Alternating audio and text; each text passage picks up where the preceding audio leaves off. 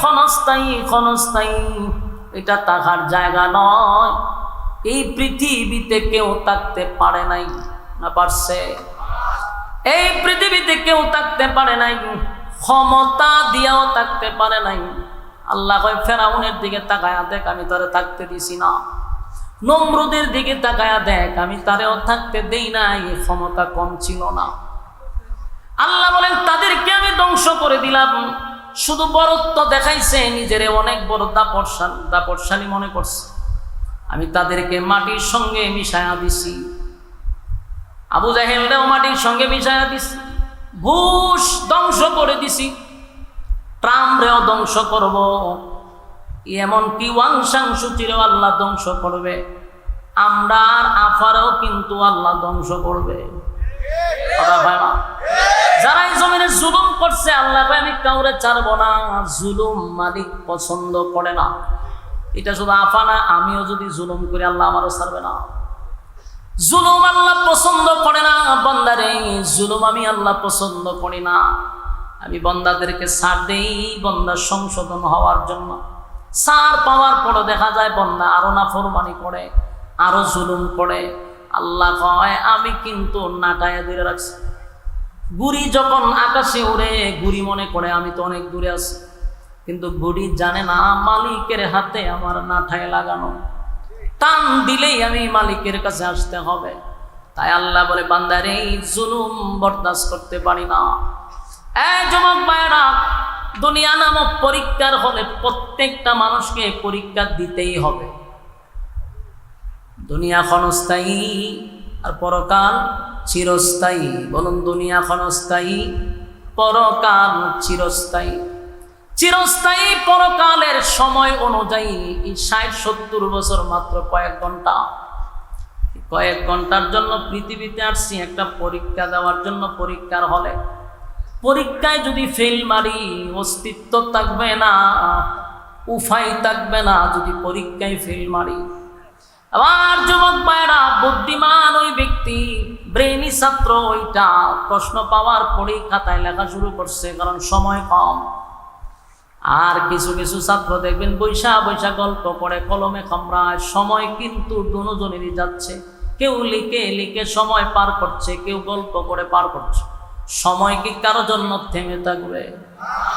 এই সময় কারো জন্য থেমে থাকে না। তাই আমার একটা আবদার হলো, দুনিয়া নামক পরীক্ষার হলে আসছি, সময় কারো জন্য থেমে নাই। সময় পানির স্রোতের মতো দৌড়তেছে। এই পৃথিবী ক্ষণস্থায়ী ক্ষণস্থায়ী। একদিন মালাকুল মউত আজরাইল আপনি আমার সামনে এসে যাবে। সেদিন বলতে পারবেন না যে আমারে 10টা মিনিট সময় দেন। একটা সেকেন্ডও আপনি আমাকে সময় দেওয়া হবে না। কথা কি বুঝতেছেন? সময় দেওয়া হবে না। আমার যুবক ভাইরা, তাই পরীক্ষা দিতে আসছি। ইমানদার ইমানের পরীক্ষা হবে। বলুন, কিসের পরীক্ষা? ইমানের পরীক্ষা হবে। এই যুবক ভাইরা, দিলের কান লাগায় শুনি। নিজে যখন ইমানদার দাবি করব, নিজে যখন ইমানদার দাবি করব,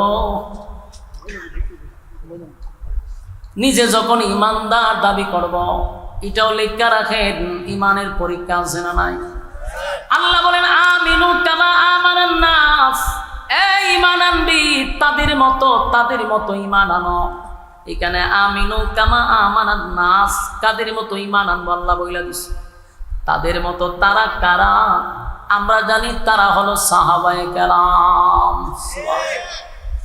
আমিনু কামা আমানান নাস, ঈমান আনো তাদের মতো তারা হলো সাহাবায়ে কেরাম, যারা ঈমানের পরীক্ষায় উত্তীর্ণ হয়েছে, বিনিময়ে জান্নাতের সার্টিফিকেট পাইছে। সুবহানাল্লাহ। আমাদের ঈমানি পরীক্ষা হবে। আরেকটা কথাও শুনে রাখেন, পরীক্ষার কিন্তু সাবজেক্ট ভিন্ন ভিন্ন হতে পারে। কাউরে আল্লাহ গরিব বানাইয়া পরীক্ষা করবে, বুঝে নিবা এটাই তোমার সাবজেক্ট। কাউরে আল্লাহ ধনী বানাইয়া পরীক্ষা করবে, বুঝে নিবা এটাই তোমার সাবজেক্ট। কাউরে আল্লাহ মুসিবত দিয়া পরীক্ষা করবে, বুঝে নিবা এটাই তোমার সাবজেক্ট। এই যুবক ভাইরা, গরিব বানাইয়া পরীক্ষা করে গো, দিন আনে দিন খায়, তার অভাব শেষ হয় না। বুঝতে হবে এটাই তোমার পরীক্ষা, এই হালতেই বলতে হবে আলহামদুলিল্লাহ। আমরা দেশের স্বভাব বড় খারাপ, যদি অভাব লাগে দেখে আল্লাহ আর কেউ দেখে না, খালি আমারই দেখে। অভাবের উপর অভাব, আল্লাহরে দোষারোপ করে। বন্দায় জানে না এটাই তোমার সাবজেক্ট, এই সাবজেক্টেই পরীক্ষা দিতে হবে। কাউরে আল্লাহ কোটি কোটি কোটি কোটি হাজার কোটি টাকার মালিক বানায়, ওই হাজার কোটি টাকার মালিকের সাবজেক্ট হলো ধনী। ধনী অবস্থায় মালিক তার পরীক্ষা নেয় রে। ওই পরীক্ষায় যদি উত্তীর্ণ না হতে পারস, ধনী তোর খবর আছে। গরিবের বেলায় পরীক্ষা হবে, গরিব তোর খবর আছে। মুসিবত দেয় মাঝে মধ্যে, আল্লাহ মুসিবত দেয়, বড় বড় মুসিবত আসবে, বিপদ একটার পর একটা আসবে। বুঝতে হবে সাবজেক্ট এটাই, আমার উপরে মুসিবত আসবে, মুসিবতের উপরে ধৈর্য ধারণ করতে হবে, ধৈর্য নিয়ে বলতে হবে আল্লাহ যেই অবস্থায় রাখছেন আলহামদুলিল্লাহ, আপনার ফয়সালার উপরে আমি সন্তুষ্ট। আমার যুবক ভাইরা, পরীক্ষা দিতে হবে। ঈমান নামক এই যে দৌলত আমাদের কাছে আছে, যদি দাবি করি আমি ঈমানদার, তাহলে অবশ্যই ঈমানের পরীক্ষা আছে না নাই? সাহাবায়ে কেরাম আমিনু কামা আমানান নাস, আল্লাহ বলেন তাদের মতো ঈমান আনো। তারা ঈমান আনছে পাথরের নিচে, বুকের উপর পাথর রাখছে। প্রচন্ড মরুভূমির বালু, এত গরম এত গরম এত গরম। সৌদি আরবের বালুর মধ্যে যদি আপনি চাউল ডালেন, এটা মুড়ি হয়ে যাবে, এত গরম। এই বালুর মধ্যে সাহাবায়ে কেরামদেরকে শোয়া দিত, উপরে পাথর দিত যাতে লড়াচড়া না করে। বিনিময়ে তাদের কাছে বলা হইতো ঈমান ছেড়ে দে, আমি তোরে আজাদ করে দিব। সাহাবায়ে কেরাম পাথরের নিচে থাইকা বলতো জীবন দিতে পারি, ঈমান দিব না। আমার যুবক ভাইরা, শুধু তাই নয়, কত সাহাবীদেরকে জ্বলন্ত কয়লার মধ্যে শোয়া দিছে গো, চামড়া কষে কষে পড়ে গেছে। বিনিময়ে তারা ঈমান দেয় নাই, আওয়াজ দিয়া বলছে জীবন দিব কিন্তু ঈমান দিব না। বহু সাহাবীদেরকে গরম তৈলের মধ্যে ঢেলে দিছে, যেইভাবে আমরা মাছ বাজি করি, সাহাবীদেরকে তৈলে ঢাইলা দিছে, জীবনটা দিয়া দিছে কিন্তু ঈমান দেয় নাই। সুবহানাল্লাহ, ঈমান দেয় নাই রে। আর আজকে আমরা 5 টাকার কাছেও ঈমান বিক্রি করি। বাস্তব না বাস্তব? আমরা যেই তালের ঈমানদার, আমাদের বুকের উপরে পাথর দেওয়া লাগবে না, আমাদেরকে গরম তৈলেও ডালা লাগবে না, আমাদের গলায় রশিও লাগানো লাগবে না, কারণ আমরা 5 টাকার কাছেই নিজের ঈমানটা বিক্রি করে দেই। কথা বললেন আপনারা? আমার কথা কি শুনতেছেন? হাত তুলে যদি হাত তুলেন, হাত তুলেন। আপনারা লক্ষণ খুব খারাপ দেখতেছে, আমি হাত তুলেন একেবারে ডাড়া করে তুলেন। বলেন মুনাজাত পর্যন্ত, লড়াচড়া নাই, আমরা মুনাজাত দিয়ে যাবো ইনশাআল্লাহ। হাত তুললে কোন ইনশাআল্লাহ, লক্ষণ খারাপ তো এরা। হাত তুলে বলে আমরা মুনাজাতের আগে যাওয়া যাবি নাই ইনশাআল্লাহ। লেখন মাইনকার সিবাত ফলাইছি না, উঠবেন ওয়াদা বরখেলাপ। আর ওয়াদা বরখেলাপ হলো মুনাফিকের খাসলত। বলুন কিসের খাসলত? তখন যদি কেউ উঠে আপনারা স্লোগান দিবেন, কে যায় রে? মুনাফিক যায়। এই ইজ্জত থাকবো নি? কথা হয় না। ওখান যদি ইজ্জত বাঁচাইতে চান তাহলে বই তাহলে কত। আর যদি ওখান বলো জোর আমার ইজ্জত নেন, একটু বেজ্জিতে লোক, কেন জানলে না করে ইজ্জত বেজ্জিতে লোক এখানে তাহার দরকার নাই। লড়াচড়া আছে, লড়াচড়া মনোযোগ দিয়ে শুনেন। আমরা কি তৈলের মধ্যে বাজি করার লাগবো, বুকে ভাত্তর দেওয়ার লাগবো? আমরা 5 টাকার কাছে ঈমান বিক্রি করি। খবর এটা কিভাবে সম্ভব? বুঝুন, এটা বাস্তব। এখন আইছে নির্বাচনের মৌসুম। কিসের মৌসুম? ধুমধারাক্কা নির্বাচনের মৌসুম চলতেছে। বহু নেতা দেখবেন মাশাআল্লাহ এখন মাথার টুপি লাগাইবে, কথা কয় না? সারা জীবন টুপির বিরুদ্ধে, কিন্তু অহন টুপি লাগায়, পাঞ্জাবিও লাগায়, লাগাইয়া পুরো মৌলবি সালামাল কি দেয় সবাই রে। আয়া ওয়াজ আয়া সেটা মন চাই ওয়াজও করে। ওরে বাপরে বাপ, বাপরে বাপ, চতুর্দিক দিয়ে এখন খালি মৌলবি। সারা জীবন না টুপিদারের বিরুদ্ধে কথা বলে, তো ইলেকশনের মৌসুম আইলে এরা মাথার টুপি দালায়। প্রত্যেকটা নেতার মাথা দেখবেন টুপি আছে, পাঞ্জাবি লাগায় সালামাল কি দেয়। তো দেখবেন বর্তমান গ্রামগঞ্জে শহরে কোন যেখানেই কোন শাসটলগুলো এখন থাকে রমরমাট, জমজমাট। বাস্তব না বাস্তব? শাস্ত্রলে গিয়া দেখবেন একটা চেয়ারও খালি নাই। এটা সংসদ ভবনের মতো। মাননীয় স্পিকার হলেন যিনি কেশবাসুর সামনে বসে থাকেন, উনি হলেন স্পিকার। আর সবাই সংসদ সদস্য। এখানে বৈশা গল্প আড্ডা চলতেছে, আর মাঝে মধ্যে নেতারা আয়া ঢুকে সালাম আলকি দেয়। সালাম দেওয়ার পরে কয় আপনারা কি চাটা খাইছেন? না খাইছি না। তো সবাই রং চা মার দুমসে রং চা দেয়, ইচ্ছা মতো রং চা খায়। খাওয়ার পরে কয় বুটটা কারে দিবেন? রং চা দিয়ে খাওয়াইছেন আপনি, বুট আপনাকে দিতে হবে। নেতায় খুব খুশি, সালাম আলকি আর একটা দিয়া জায়গা।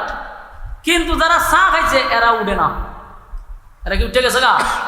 না আছে, এরা বয়ে রয়েছে যে খালি ফাটি না আরো আইব। কতক্ষণ পরকে দেখা যায় আনারস মার খাইছে, আয়া দিছে আর একটা সালাম আলকি দিয়া হয় আপনারা কি চাটা খাইছেন? আর বুট টুট কারে দিবেন সিদ্ধান্ত হয়েছে না? না কোনো সিদ্ধান্ত হয়েছে না। তা আগে যে দিলাইলে আরেকবারে সিদ্ধান্ত বলে হয়েছে না।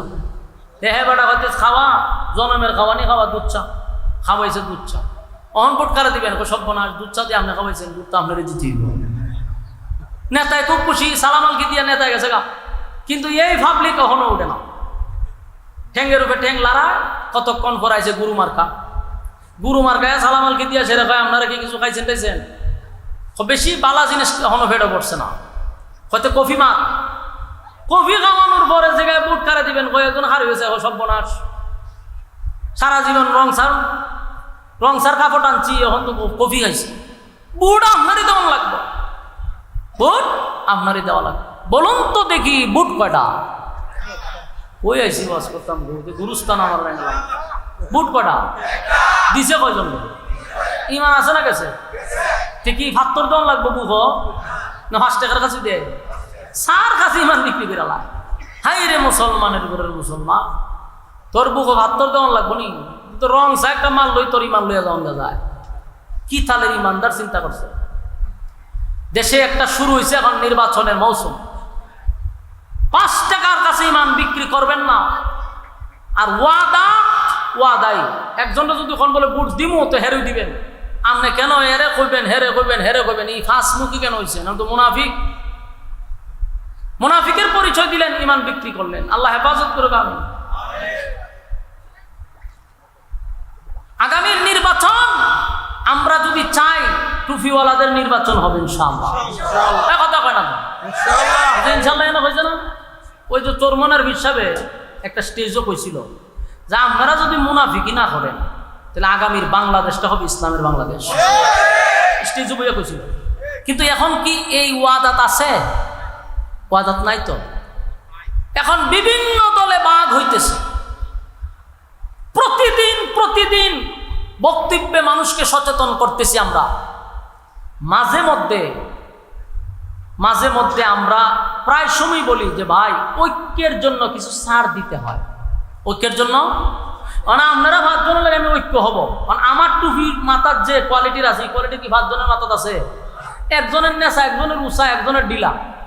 তখন আমি ঐক্য করতে গেলে আমার টুপির ভাই চাইলে চলবো যে এই ভাষটা আমার টুপি পড়ছে না, সাথে মিলে যা। এটা কি ঐক্য হওয়া সম্ভব? ঐক্য হইতে গেলে কেউ 5-7 লম্বা টুপি থাকতে পারে, কেউ সুকা টুপি থাকতে পারে, কেউ নেশা টুপি থাকতে পারে, কিন্তু আমার ঐক্যের স্বার্থে আমাকে ছাড় দিতেই হবে। কিন্তু আল্লাহ, আমরা এমন এক জাতি, আমরা মধ্যে ছাড় নাই। আপনি কারো পক্ষে হইলেন, যদি হের পক্ষে হন তাহলে আপনারা বাহ দিতে দিতে আসমান উঠাইব।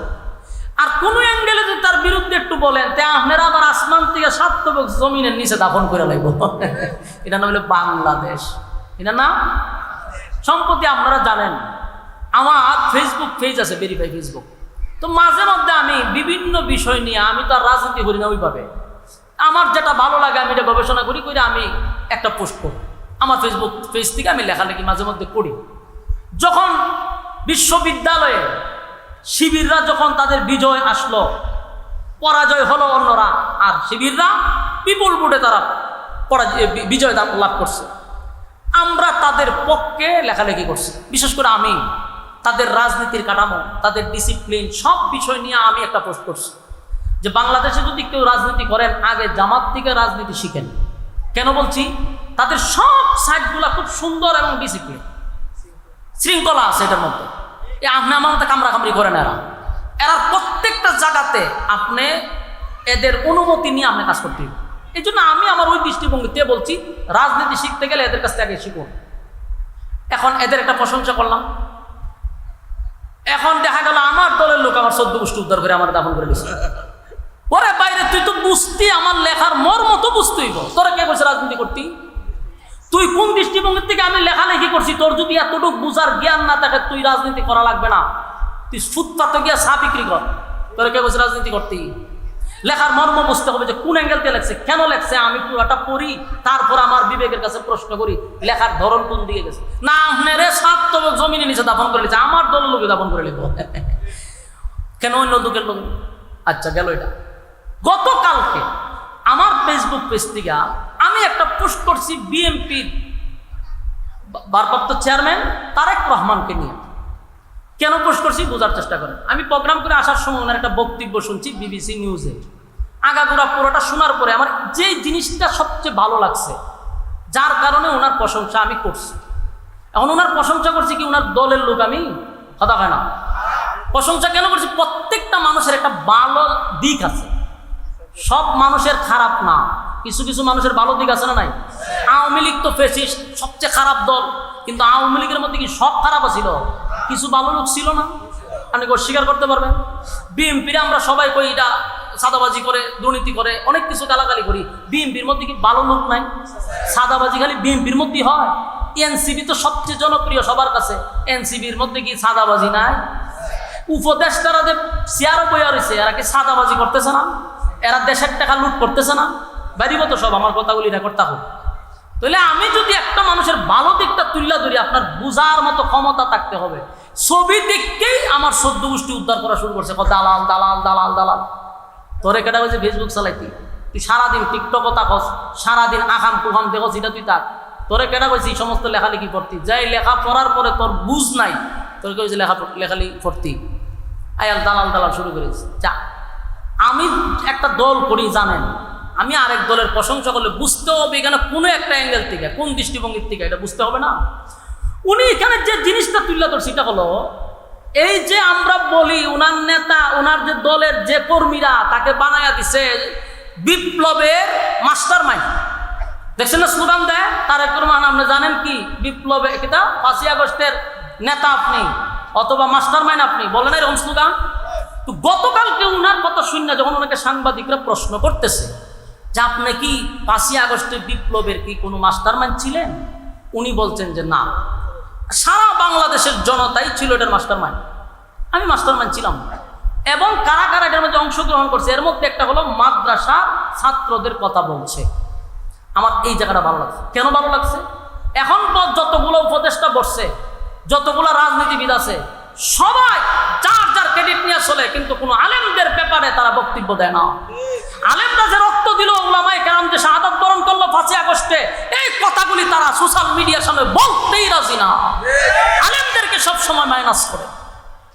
আমার কাছে এই জিনিসটা ভালো লাগছে, যেটাই হোক একটা দলের সর্বোচ্চ নেতা, উনি যেহেতু বলছে মাদ্রাসার ছাত্ররা জড়িত ছিল, এই কথাটা আমার ভালো লাগছে, তাই আমি লিখছি। উনার কথাগুলি আমার কাছে ভালো লাগছে। উনি একজন রাজনীতিবিদ হিসাবে যে কথাগুলি তুলছে সুন্দর সাবলীল ভাষায়, সব কথাগুলি তুলে ধরছে। কিছু মাথা মোড়া আছে, একেবারে নিম্ন শ্রেণীর কিছু লোক আছে, এখানে এসে আমার দালাল হইয়া আমার 14 গোষ্ঠী উদ্ধার করে দিচ্ছে। কথা বুঝতেছে? ওই ব্যারিস্টার সুমন ছিল আমাদের সোনারঘাট মাতবপুরের এমপি, নাম শুনছেন না? এমপি হওয়ার আরো 3 বছর আগ থেকে তার সাথে আমার একটা সুসম্পর্ক ছিল, এলাকা হিসাবে আমার বাড়িতে তার বাড়ি খুব কাছে, আমার সাথে সুসম্পর্ক, আমার সম্মান করতো, ভালোবাসতো। উনি আমার ওয়াজেরও বক্ত ছিল এবং আমার গজল আজানগুলি উনি শুনত। এই কারণে এক মাহফিলে গেছিলাম, পরে উনি আমার সাথে এমনি সম্পর্ক হয়। এমপি হওয়ার 3 বছর আগ থেকে, পরে হইল উনি এমপি। এখন সম্পর্ক যে 3 বছর আগে সেটা কি বাদ দেওয়া সম্ভব? এমপি তো পড়েন, তখন ওনার সাথে সম্পর্ক, উনি আমার ফোন টোন দেয়, ভালো মোড়া জিগায়। উনি এমপি হওয়ার পরে যে প্লাস পয়েন্টটা ছিল, আমার মাদ্রাসার মাহফিল এর আগের এমপি থাকতে মাহফিল করতে দিছেন আমার, বহু যুদ্ধ করে সংগ্রাম করে আমার মাহফিলটা করতে হয়েছে। আর এমপি যখন সুমন হইলো তখন বললো কোনো অনুমতি লাগতো না মাহফিল করেন, এটা বাধা দেয় আমার জানাইবেন। তা আমি এই লোকের দালালি করতাম না, তো তোর দালালি করতাম? এটা কি দালালি হয়ে গেছে? এটা তো দিনের দায়, এটা দালালি নয়। সে আমার আগের থেকে তার সম্পর্ক, এখন আমার দালাল বানিয়েছে, সুমনের দালাল। আমার মাহফিল করতে দিল না আগের আওয়ামী লীগ এমপি মন্ত্রী, সে এমপি হওয়ার পরে বলছে কোনো অনুমতি নাই মাহফিল করান, কেউ বাধা দিলে আমারে বলবেন আপনি। তা আমি তার গান গাইব না কি তোর গান গাই করে আমি গেছে দালাল। অথচ সুমন ভাই বলতে পারবে না যে তার কাছে আমি নিজের স্বার্থে 10টা টাকা ওনার কাছে আমি চাইছি। আমি তো স্বয়ং সম্পূর্ণ, আমি আরেকজনের কাছে কি চাওয়া লাগে? হ্যাঁ, আমার চাওয়ার দরকার আছে। যেই পরিমাণ ইজ্জত আর সম্মান আপনারা দেন এর চেয়ে বেশি সম্মান আর কি লাগে? তো এগুলা নিয়ে যে লেখালেখি করেন দালাল মালাল কইয়া, কার মাথায় কুড়াল মারতেছেন? এগুলা করলে কি ঐক্য হবে কোনোদিন? কথা কয় না। গেলে ছাড় দিতে হবে। ঐক্য হইতে গেলে যদি বাংলাদেশের সব টুপিওয়ালা এক হয়, কসম খোদা এদেশে ইসলাম বিজয় হবে, এতে কোনো সন্দেহ নাই, কোনো সন্দেহ নাই। যদি আমি আপনার মন ঠিক থাকে, মুখে বললাম একটা, অন্তরে আর একটা, কোনোদিন ইসলাম বিজয় হবে না। আমি আশরাফি 1 মাস ধরে ঐক্যের গান গাইতেছি, আর আমারে বানাই দিছে এখন বিএনপি দালাল। এদের কি পরিমাণ নিম্ন মন মানসিকতা চিন্তা করছেন? কতটুকু নিম্ন মান মানসিকতা, আর কত কম শ্রেণীর মানুষ, নিম্ন শ্রেণীর মানুষ হলে একজন আলেমকে যে কোনো দলের দালাল বানায় দিতে পারে। আল্লাহ আমাদেরকে সমস্ত হিংসার থেকে হেফাজত করে দাও। আমার যুবক ভাইরা, আমরার পিছনে মাটি নাই, পায়ের নিচে মাটি নাই, পিছনে দেওয়াল টিকে গেছে। বারবার আমরা টিস্যুর মতো ব্যবহার হচ্ছি। দিন শেষে উলামায়ে কেরাম আয়না করে যায়, দিন শেষে আমরা জেল খাটি, দিন শেষে আমাদের হাতের মধ্যে বেরি লাগানো হয়, অথচ আমরা প্রত্যেকটা দলের টিস্যু হই। আমি তো বারবার বলি, কারো পা ছাটার আমাদের দরকার নাই, খালি টুপিওয়ালা গুলার এক জায়গায় করেন, কারো পা চাটতে হবে না। ওই দলের নেতারা আমাদের পা চাটতে বাধ্য হবে। মানে দেশে 96% মুসলমান, এই দেশের মানুষ আলেমদেরকে সম্মান করে, ইমামদেরকে ইজ্জত করে। ইমামরা যদি ডাক দেয়, একটা মহল্লা একত্রিত হয়ে যায়, একটা ইসলামিক নেতা যদি ডাক দেয়, গোটা দাহাশকর অচল হয়ে যায়। সেখানে অন্য দলের ফাঁস হাঁটার আমাদের কি দরকার? কিন্তু আমরা দিয়ে কইতে পারি, ওদের টুপি লইয়া গোতাগতি, পাঞ্জাবি লইয়া গোতাগতি হয়, আর গলা কাটা না করে, এর কলার ওলা করে, এ লেগে যাবে দরবার। আল্লাহ আমাদের এই সমস্ত হিংসার থেকে হেফাজত করবে। আমার যুবক ভাইরা, ইসলামের ক্ষেত্রে, দিনের ক্ষেত্রে যদি আমি আপনি স্যাক্রিফাইস না করি, তাহলে আমাদের অবস্থা হবে মারাত্মক। মুসলমানদের আজকে অধপতন এর একটাই কারণ হলো ঐক্য থেকে দূরে সরে যাওয়া। মুসলমান আজকে মার খাইতেছে কেন জানেন? শুধুমাত্র ঐক্য না থাকার কারণে। আজকে 85% সম্পদ এখনো মুসলমানের হাতে, কিন্তু গোটা বিশ্বে মুসলমান মার খায়, মুসলমানরা একত্রিত হতে পারে না। ইরানরে মারলে সৌদি আরব ভেবে হাসে। হ্যাঁ, মুসলিম দেশ একজনে মারতেছে, এরা অস্ত্র দেয় কেন? সব মুসলিম রাষ্ট্র যদি এক হইতো, আমেরিকার বাপের ক্ষমতা আছে যে মুসলমানের উপর আক্রমণ করত, গাজাকে ধ্বংস করার সাহস থাকতো যদি মুসলমানরা মুনাফিকি না করত, এই আরব দেশগুলো যদি মুনাফিকি না করত, তাহলে ইসরায়েলের একটা মা বোনও, ফিলিস্তিনের একটা মা বোনও আজকে এই বাংলাদেশ, এই পৃথিবীর থেকে তারা চলে যেতে পারতো না, রক্তাক্ত হইতো না, দর্শিত হইতো না, লাঞ্ছিত হইতো না, অপমানিত হইতো না। শুধু আমাদের মুনাফিকের কারণে। আল্লাহ আমাদের এই মুনাফিকের থেকে হেফাজত করো। আব্দুল্লাহ ইবনে সাবা পৃথিবীর সর্বপ্রথম মুসলমানদের ঐক্যের মধ্যে ফাটল ধরেছিল। আব্দুল্লাহ ইবনে সাবা মুসলমানের লেবাস নিয়া, সে ছিল ইহুদি কিন্তু লেবাসটা ছিল মুসলমানের। এই উসমান রাদিয়াল্লাহু তাআলা আনহুর খেলাফতের জিন্দেগির একটু পড়বেন, তাহলে ভাইবেন যে মুসলমানের ফাটল কখন থেকে শুরু হয়েছিল। উসমানের খেলাফত থেকে যে মুসলমানের ঐক্য নষ্ট হয়েছে, আজকে পর্যন্ত মুসলমানদের মধ্যে আর ঐক্য হয় নাই। এর আগে মুসলমানরা গোটা পৃথিবী শাসন করছে, হযরত উমরের আঙ্গুলের ইশারায় অর্ধ পৃথিবী পরিচালিত হইত। কিন্তু উসমানের সময় 12 বছর শাসন করার পরে এই আব্দুল্লাহ ইবনে সাবা ইহুদি মুসলমানের বেশ দুইরা আইসা মুসলমানদের ঐক্য নষ্ট করছে। আজ ঐক্য হইল না, কাইলে ঐক্য হইল। যেদিন মুসলমানরা ঐক্য হবে, কসম খোদা এই জমিনে কালেমার পতাকা উড়বে, এতে কোনো সন্দেহ নাই। ঐক্য হইতে রাজি আছি ইনশাআল্লাহ? হ্যাঁ, কথা হয় না? আমরা যদি ঐক্য হই, বাংলাদেশে আর কেউ রে গণার আমরা দরকার নাই, শুধু আমরা ঐক্য হয়ে গেলে। কিন্তু এখন তো বলছে ঠিক মাহফিলের পরে শেষ। বাস্তব না বাস্তব? আল্লাহ রাব্বুল আলামিন বলেন, আমিনু কামা আমানান নাস, আমিনু কামা আমানান নাস, তোমরা ঈমান আনো তাদের মতো যারা ঈমান আনছে। তারা হলো সাহাবায়ে কেরাম।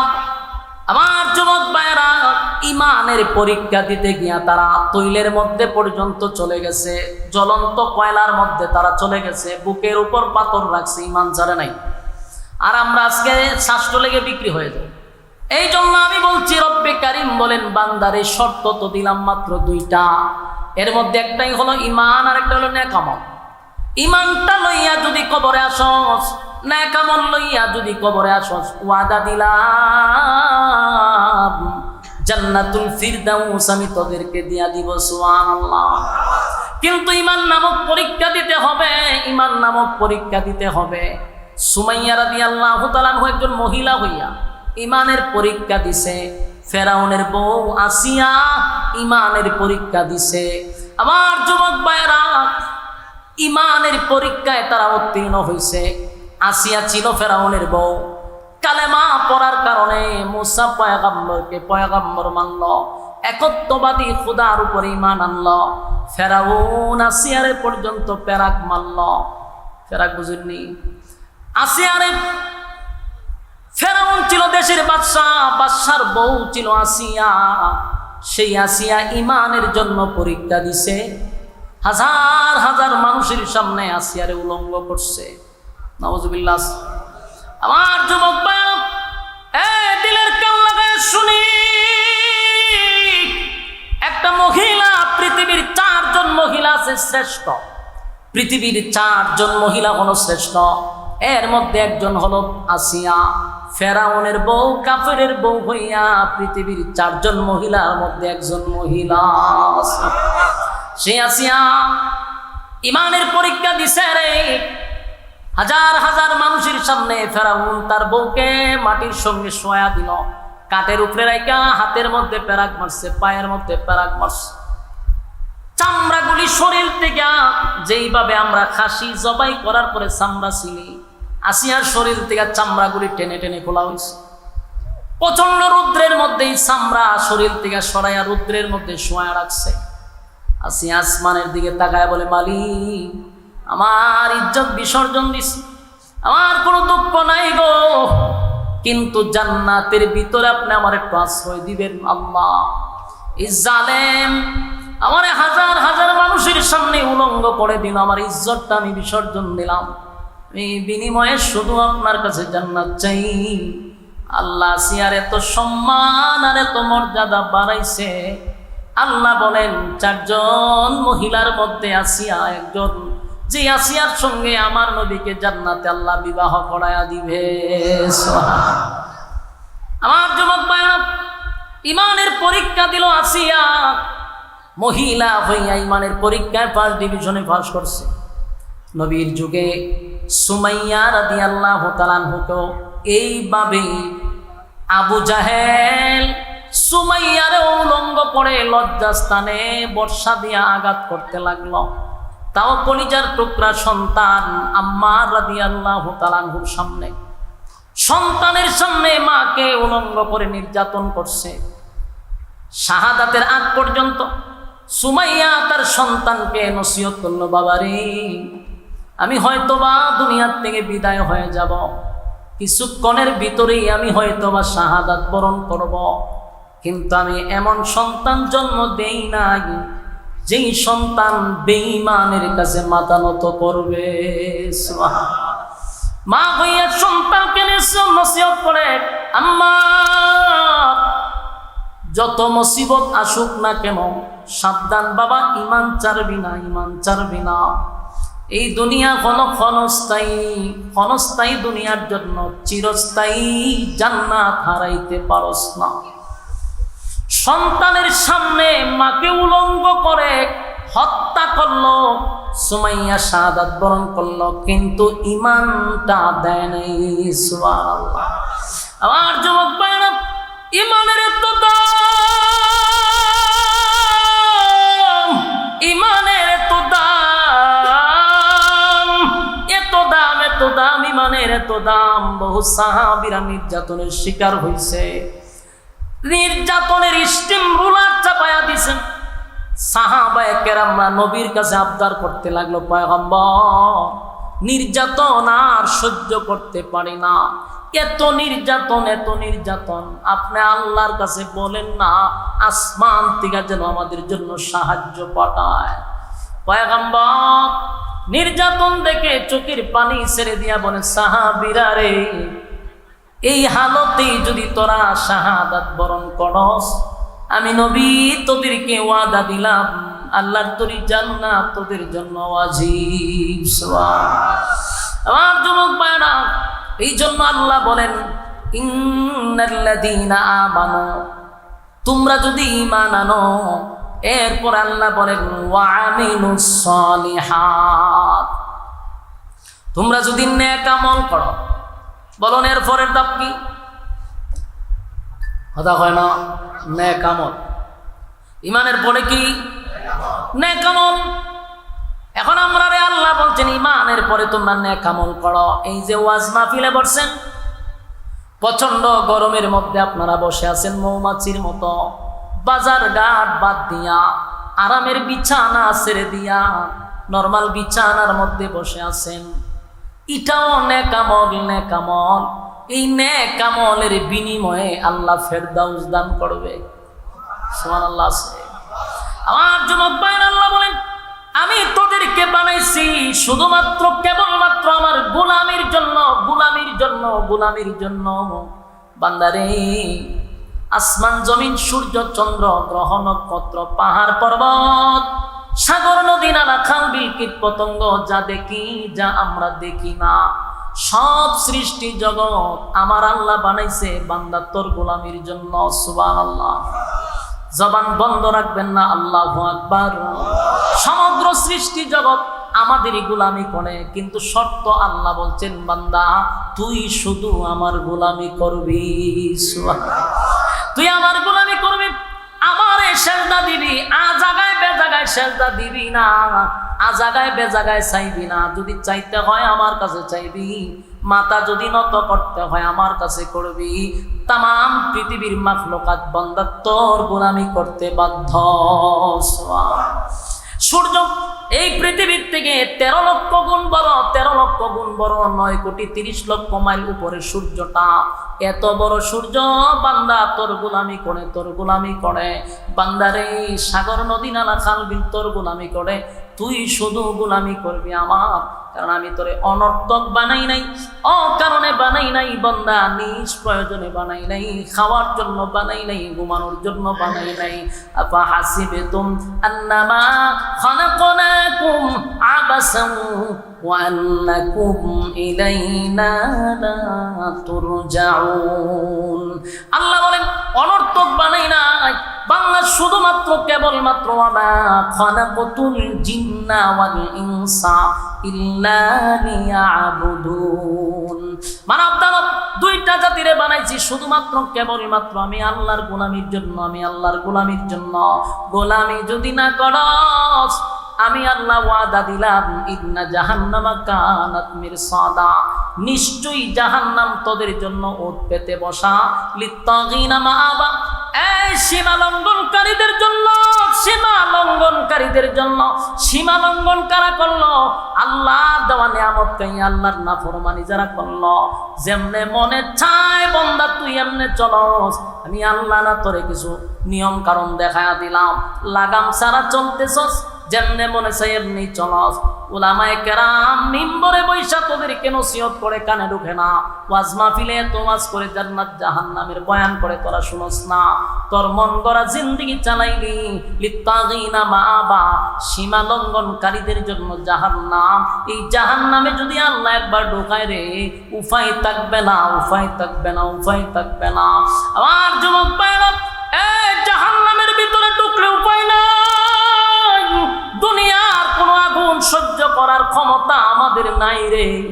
একটা মোমবাতির আগুনে মাথা, আঙ্গুলের মাথা রাখা যায় না। সেই জাহান্নামের ভিতরে ভয়াবহ আগুনের মধ্যে আমাদেরকে ঢুকানো হবে। আল্লাহ বলেন লাবিসিনা ফিহা আহকাবা, যুগের পর যুগ, যুগের পর যুগ সেখানে তোমরা অবস্থান করতে হবে। দুনিয়ার কোনো কারাগারে গেলে ছোট ভাই বড় ভাই, পাতি নেতা বড় নেতা আছে, যে কোনো ভাবে লগইন করে বাহির হওয়া যায়, কিন্তু জাহান্নামে বন্দী হলে বাহির করার মতো কেউ নাই। কেউ আল্লাহর সামনে দাঁড়াইয়া, আল্লাহর সামনে দাঁড়াইয়া কথা বলার সাহস নাই গো।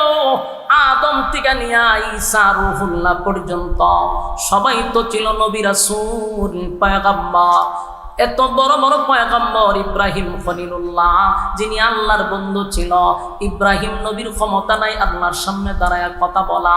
মুসা কালিমুল্লাহ যিনি আল্লাহর সঙ্গে কথা বলে, সেই মুসা নবীরও সেদিন আল্লাহর সামনে কথা বলার সাহস নাই। ঈসা পয়গম্বর জিন্দা, হাজার হাজার বছর পুরাতন কবর থেকে মৃত মানুষকে জিন্দা করতো আল্লাহর হুকুমে, আল্লাহর সঙ্গে সম্পর্ক। এই ঈসা নবীও আল্লাহর সামনে দাঁড়ায় কথা বলতে পারে না, নূহ পয়গম্বর কথা বলতে পারে না। সেদিন আমার নবীও কথা বলবে শুধু উম্মতের জন্য। আল্লাহ বলবে, বন্ধু ওয়ালা সাউফা ইউতিকা রাব্বুকা ফাতারদা, আমি আপনাকে খুশি করব, খুশি করব, খুশি করব। পয়গম্বর বলবেন, মালিক আপনি আমারে খুশি করবেন, কিভাবে করবেন? আমার একটা উম্মত যদি জাহান্নামে থাকে, আমি নবীরে আপনি খুশি করতে পারবেন না। একটা জবান বন্ধ রাখবেন না, আল্লাহু আকবার। আরো জোরে বলেন আল্লাহু আকবার। এই ইমানের আওয়াজ দিয়ে বলেন আল্লাহু আকবার। আমার নবীরে তো পাওয়ার,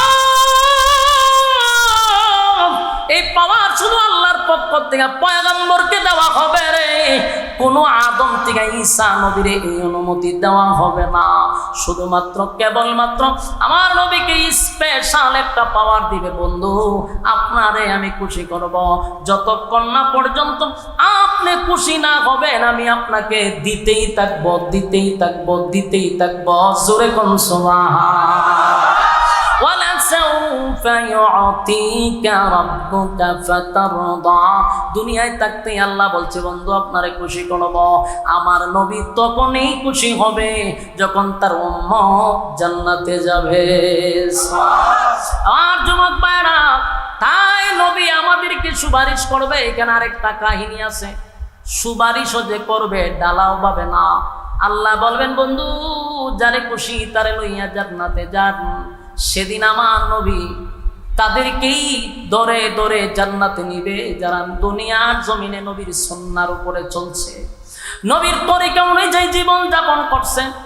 আর যদি নবীর তরিকা অনুযায়ী জীবন যাপন আমরা না করি, আল্লাহর নবী বলবেন, সুহকান সুহকান লিমান গায়্যারা বাদি, দূর হয়ে যা, দূর হয়ে যা, এমন উম্মতের আমার দরকার নাই। এই নবীনগরের ভাইয়েরা, সারা জীবন শুনছেন নবী সবাইরে জান্নাতে নিয়ে যাবে, না না, ইনসাফের উপরে কাজ করবে। আল্লাহ বলবে, বন্ধু আপনি খুশি হন, এতটুকুই করব। নবী চাইলে সবাইরে নিয়ে যাবে, এটা তো হতে পারে না। আল্লাহ এই ক্ষমতা আমার নবীরে দিছে, কিন্তু যারা জীবনভর নবীর তরিকায় চললো না, আল্লাহর হুকুম পালন করলো না, মন গড়া জিন্দেগি চালাইলো, তাদেরকেও কি আমার নবী সুপারিশ করবে? যারা নবীর তরিকায় জীবন যাপন করছে, নবীর সুন্নাহ অনুযায়ী জীবন যাপন করছে, আল্লাহর হুকুম মানছে, হক হালাল মাইনা চলছে, গুনার কারণে শাস্তিযোগ্য সে জাহান্নামে গিয়ে ঢুকছে, সেখান থেকে আপনি আমার নবী মালিকের কাছে চায়া সুপারিশ করে আপনি আমার জান্নাতে ঢুকাবে। কিন্তু বাইরে সারা জীবন মন গড়া জিন্দেগি চালাইলেন, নবীর সুন্নাহ অনুযায়ী জীবন যাপন করলেন না। আল্লাহ নবীর কাছে রিপোর্ট আসবে, উম্মতের রিপোর্ট নবীর কাছে দেওয়া হবে। নবী উম্মতের রিপোর্ট দেখা চোখের পানি ছেড়ে দেয়া বলবে, উম্মতের আরে আমি না তোদের জন্য উহুদের ময়দানে দান দান বাংলাম, আমি না তোদের জন্য তায়েফের ময়দানে রক্তাক্ত হইলাম, আমি আমার রক্ত দিয়া ইসলামটাকে জিন্দা করছি। ইসলাম নামক বৃক্ষের নিচে আমার সাহাবায়ে কেরামরা রক্ত দিছে, আমিও রক্ত দিলাম, ইসলাম কমপ্লিট করে তোদের কাছে রেখে আসলাম। আজকে তোরা মন গড়া জিন্দেগি চালাইলি, পীরের তরিকায় চললি, নবীর তরিকা চললি না, আল্লাহর হুকুম মানলি না। কিন্তু পীরের হুকুম মানতে তোরা বৈশ লইয়া, গুরু লইয়া মাজারও যাস, বাবার দরবারও ছাগল লইয়া যাস, কিন্তু আমি নবীর তরিকাটা মানতে তোর ভাল লাগলো না। আজকে এই হাসরের মাঠে কেমনে রে উম্মত আমি আল্লাহর কাছে তোদের জন্য সুপারিশ করি? এমন একটা জায়গা নাই যে অংশ দিয়া তোদেরকে জান্নাতে নিব। আমল নামা তো আমার আল্লাহ আমার হাতে দাঁড়ায়া দিস। বান্দারে, আল্লাহর নবী উম্মতের আমলনামা দিকা চিৎকার দিয়া বলবে, উম্মতেরা কিভাবে আমার মালিকের কাছে আমি তোদের জন্য সুপারিশ করি? 60 বছরের জিন্দেগিতে নাই আমার সুন্নত, না আমার আল্লাহর হুকুম, জীবন বর্ত করলি মন গড়া জিন্দেগি, যেমনে মনে চায় এমনি চললি। বিপিএল খেলা দেখার সময় ছিল তোর কাছে, আইপিএল খেলা দেখার সময় ছিল তোর কাছে, ঘন্টার পর ঘন্টা সোশ্যাল মিডিয়ায় থাকার সময় ছিল তোর কাছে। সময় নাই শুধু আমি আল্লাহ এবং রাসূলের বেলা।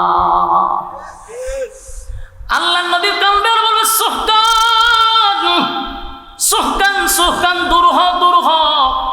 এমন উম্মতের আমার কোনো দরকার নাই যেই উম্মত আমার দান দান বাঙ্গা ইসলামকে মূল্যায়ন করলো না, আমার রক্ত মাখা ইসলামটারে মূল্যায়ন করলো না, সেই উম্মতের আমার কোনো দরকার নাই। উম্মত আর নবীর মাঝখানে একটা পর্দা পড়ে যাবে রে, উম্মত আর নবীর মাঝখানে পর্দা পড়ে যাবে। নবী চিৎকার দিয়ে বলবেন, মালিক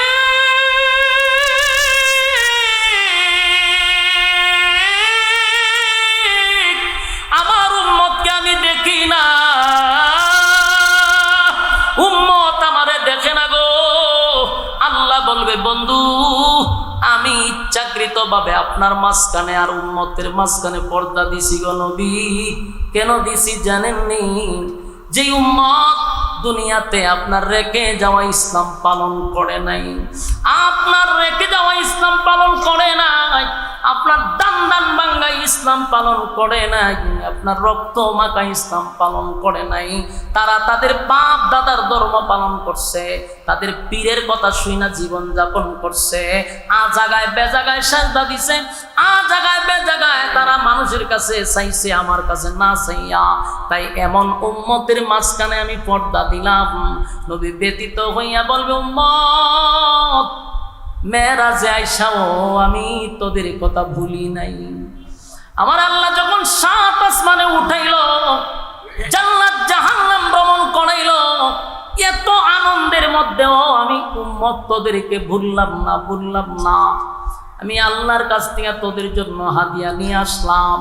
আমি মেরাজ করলাম, মালিকরে দেখলাম, তোদের জন্য আল্লাহর কাছে দরখাস্ত করলাম, মালিক আমার এতিম উম্মতরা আপনার সঙ্গে মেরাজ করবে কেমনে? আমার কথা রাখতে গিয়া আমার মালিক তোদেরকে নামাজ দিল, যেই নামাজের মাধ্যমে আল্লাহর সঙ্গে বন্দার মেরাজ হয়। আমি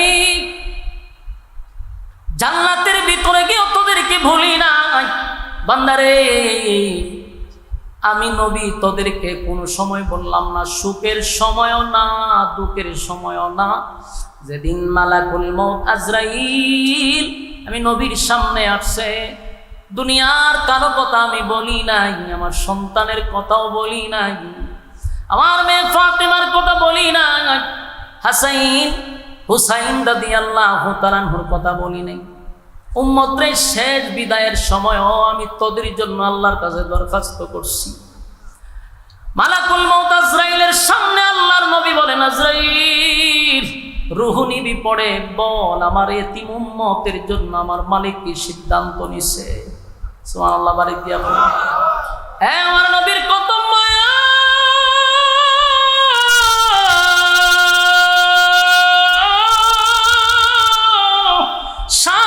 মানে গিয়া বলে নাই, মালাকুল মউত আজরাইলকে সামনে রাইখা উম্মত বলে নাই, উম্মত বলে নাই, উম্মত বলে নাই। আমি নবী দুনিয়ার থেকে বিদায় হওয়ার সময় তোদের ব্যাপারে ফয়সালা করে আসছি। আল্লাহ আমার এতিম উম্মতের ব্যাপারে কি ফয়সালা? দুনিয়ার থেকে যদি আমি চলে যাই আমার উম্মত এতিম হয়ে যাবে, গুনার কারণে আপনি তাদেরকে সমানে ধ্বংস কইরেন না। আল্লাহ গুনার কারণে আমার উম্মতকে আপনি লজ্জা দিয়েন না। আমার মালিক নবীর কথাগুলি মঞ্জুর করার পরেই দুনিয়ার থেকে রাসূলকে নিয়ে গেছে। সেই নবী কিয়ামতের মাঠে উম্মতকে প্রশ্ন করবে, উম্মতেরা রে আমি তোদেরকে সুখের সময়ও ভুলি নাই, উম্মত তোদেরকে দুঃখের সময় আমি ভুলি নাই, কিন্তু আমি চলে আসার পরে আমার রেখে যাওয়া ইসলাম পালন করলি না, আমার মালিকের হুকুম মানলি না, আমি নবীর তরিকায় চললি না।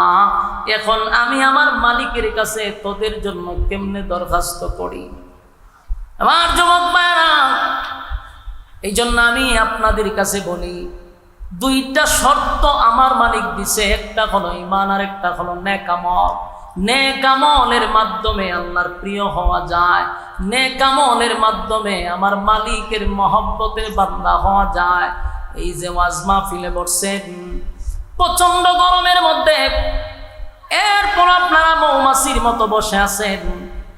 আপনার মতো কত মানুষ এখান থেকে ওইটা গিয়া ওখানে বিড়ি খায়, ওখানে বইয়া চা খায়, ওখানে দাঁড়ায় আড্ডা মারে।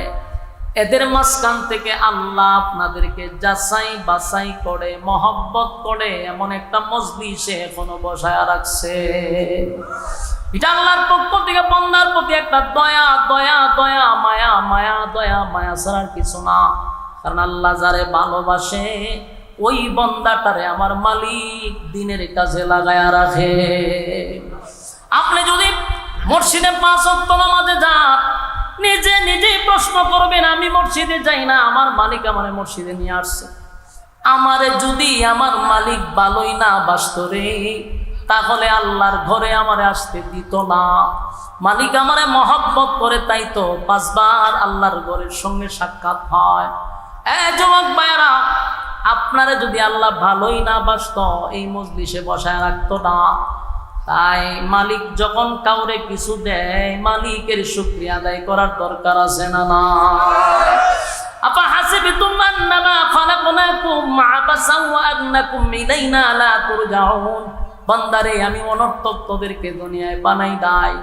যদি আমি আল্লাহ অনর্থক বানাইতাম, খাওয়ার লাগে বানাইতাম, হাতি যেই পরিমাণ খায় যথেষ্ট ছিল।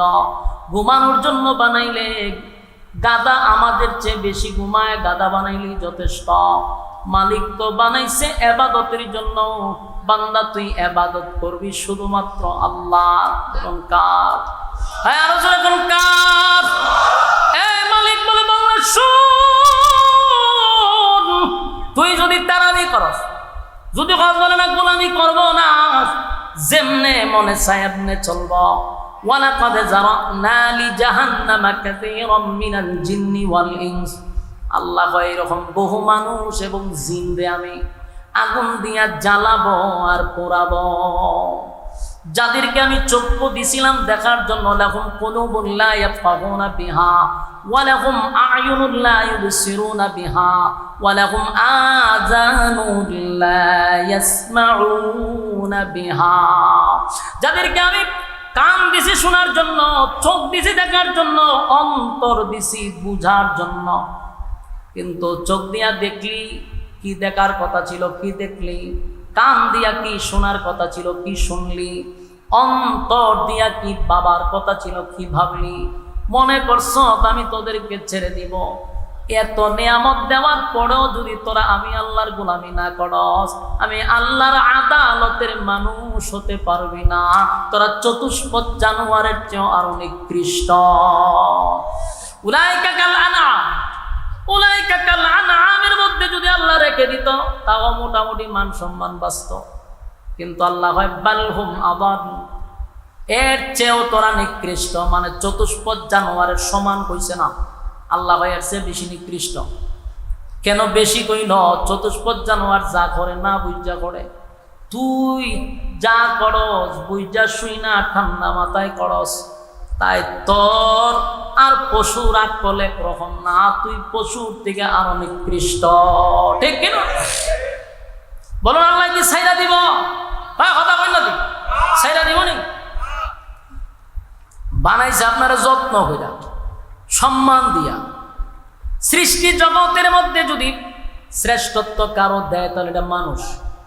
কারে দিছে? কথা বল না। আল্লাহ কাররামনা বানি আদম, আদমের যে সম্মান আর মর্যাদা আমি কেউ দিছি না। আদম রে এত সম্মান আর ইজ্জত দিছি। আল্লাহ কয়, বান্দারে, ফেরেশতা হইল নূরের তৈরি। আমরা অনেক সময় নূর আর মাটি লিয়ে মারামারি লেগে যাই। হ্যাঁ, কথা কয়, নূর আর মাটি লিয়ে মাথা বাড়াইলা। অথচ আল্লাহ কয়, আমি মানুষকে সম্মান বেশি দিলাম রে। সম্মান বেশি হইতো কোরআনে কোথায় আছে ফেরেশতার সম্মান বেশি? আমার একটু দেখা, আমি আপনার দলে যাব। আল্লাহ মাটির সম্মান বেশি দিল, ফেরেশতাদের চেয়েও মানুষের সম্মান আল্লাহ বেশি দিছে। নূরের তৈরির ফেরেশতার সম্মান নাই, মানুষের সম্মান বেশি। আপনি যদি নবীরের নূর হইয়া সম্মান বাড়াইতে চান, তাহলে সম্মান বাড়াইছেন না আরো কমাইছেন? হ্যাঁ, কথা কেন? কারণ ফেরেশতার সম্মান তো আমার নবীর না। ফেরেশতা তার নূর নিয়ে সর্বোচ্চ সিদরাতুল মুনতাহা যেতে পারে, আর আমার নবী আরশে আজিম চলে যায়। সুবহানাল্লাহ। কিসের সাথে আপনি কি মিলাইতেছেন? আপনি নূর কইছেন, নূর তো যায় সিদরাতুল মুনতাহা পর্যন্ত, আর যাইতে পারে না। আর আমার নবী সিদরাতুল মুনতাহা টপকাই আরশে আজিম আল্লাহর সঙ্গে সাক্ষাৎ করে। সুবহানাল্লাহ। জিবরাইল কার সামনে যাব তো আমি অস্তিত্ব হারিয়ে ফেলবো, কিন্তু আমার নবী এর পরে যায়। আপনি নূর হইয়া নবীরে শুরু করেন কেন? নূরের পাওয়ারের চেয়ে আমার নবীর পাওয়ার বেশি, এটা স্বীকার করেন। এই সমস্ত কিছু অজ্ঞ লোকগুলি নবীর ইজ্জত ফেরেশতাদের সমান নিয়ে তুইছে, অথচ ফেরেশতাদের স্টেশন হলো সিদরাতুল মুনতাহা পর্যন্ত, জিবরাইলের উপরে যাইতে পারে না। আর আমার নবী আরশে আজিম টপকায়া চলে গেছে। সুবহানাল্লাহ। এই জন্য ছোটখাটো বিষয় নিয়ে দ্বন্দ্ব না করি, রাজি আছি ইনশাআল্লাহ। এখন আসুন আল্লাহ কি বলে, ইন্নাল্লাযীনা আমানু ওয়া আমিলুস সালিহাতি কানাত লাহুম জান্নাতুল ফিরদাউসি নুজুলা। দুইটা শর্ত, একটা হলো ঈমান আর একটা হলো নেক আমল। দুইটা শর্তের বিনিময়ে আল্লাহ কয় জান্নাতুল ফিরদাউসের মেহমান বানাবো। সুবহান।